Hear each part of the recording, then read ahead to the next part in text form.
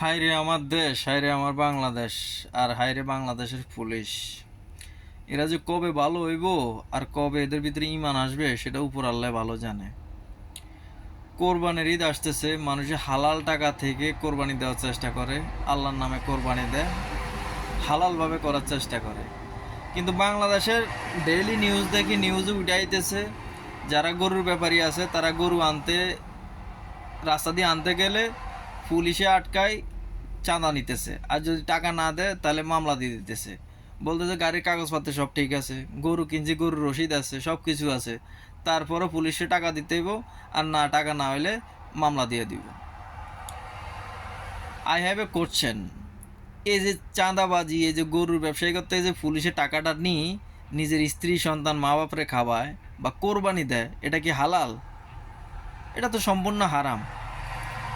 বাইরে এ দুনিয়া না মাছ মাংস পোলাও কোরমা খায় যে, পরকালে চিন্তা করো।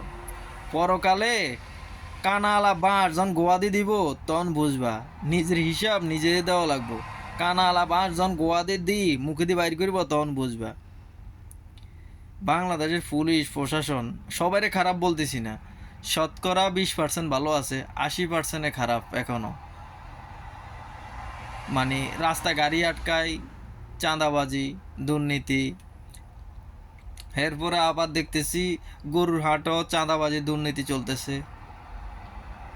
ঈদের সময় ঈদের সময় বর্তমান কোরবানির সময় মানুষের অর্থনীতির অবস্থা ভালো না, মানুষের হাতের অবস্থা ভালো না। মানুষ কত কষ্ট করে গরু কিনতেছে, কত কষ্ট করে কোরবানি দিতেছে, আর কিছু পুলিশ সদস্য, কিছু লোক আছে চাঁদাবাজি নিয়ে। আল্লাহ যদি তাদেরকে হেদায়েত করে, তাহলে হেদায়েত হইব, আর যদি আল্লাহ হেদায়েত তাদেরকে না করে তাহলে আর কি, এগুলো জাহান্নামের টুকরা। এই কারণে আমি দেখছি, যদি যে কোনো একটা পুলিশ অ্যাক্সিডেন্টে বা যে কোনো একটা দুর্ঘটনায় মারা যায়, যদি ফেসবুকে পোস্ট করে, শতকরা 99% মানুষে কমেন্টস করে যে আলহামদুলিল্লাহ, বাংলাদেশের থেকে একটা জালিম বা একটা দুর্নীতিবাজ বা এরকম কোনো কিছু লেখে বিদায় হয়েছে। একবার চিন্তা করে দেখছেন যে একটা পুলিশ, একটা মানুষ মুসলমান মারা গেলে আরেকটা মুসলমান আলহামদুলিল্লাহ কত কষ্টের কারণে বা কত দুঃখ কষ্ট তার মনে থাকলে বলতে পারে? তার মানে আপনি দুনিয়ার থেকে বিদে হয়েছেন, তারপরও মানুষ আপনার ধিক্কার দিতেছে। তার মানে বুঝেন, আইক্কা আলা বাঁশ আর কানা আলা বাঁশ কবরের ভিতরে আপনারা কীরকম দিব। এবার এই চিন্তাটা করেন। হায় রে পুলিশ ভাই, সবাই খারাপ বলতেছি না, হালাল খাইতে শিখো। পুলিশ পুলিশ হইল জনগণের গোলাম বা জনগণের চাকর। যে পুলিশের বেতন হয় জনগণের টাকা থেকে। পুলিশের সেবাটা হইলো জনমানুষের জন্য কোন কাজটা ভালো হবে। পুলিশের কাম হলো সাধারণ জনগণকে কীভাবে সেবা দেওয়া যায়, কিভাবে ভালো কাজে উদ্বুদ্ধ করা যায়, অপরাধ না করে সেটার জন্য করা যায়, 24 আওয়ার্স সাধারণ জনগণকে সেবা দেওয়ার জন্য।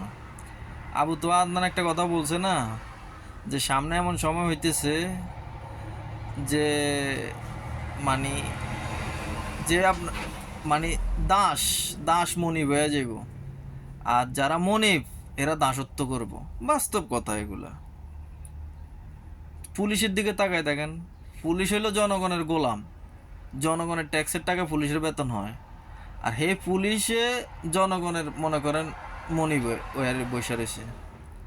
পুলিশ যেটা বলবে এটা জনগণের কোনো কথায় কোনো দাম নাই। কিন্তু এই জনগণের, আমাদের সাধারণ জনগণের টাকায় পুলিশের বেতন হয়। পুলিশের যে খানাটা খায়, টাকাটা পায়, এটা আমাদের সাধারণ জনগণের টাকা।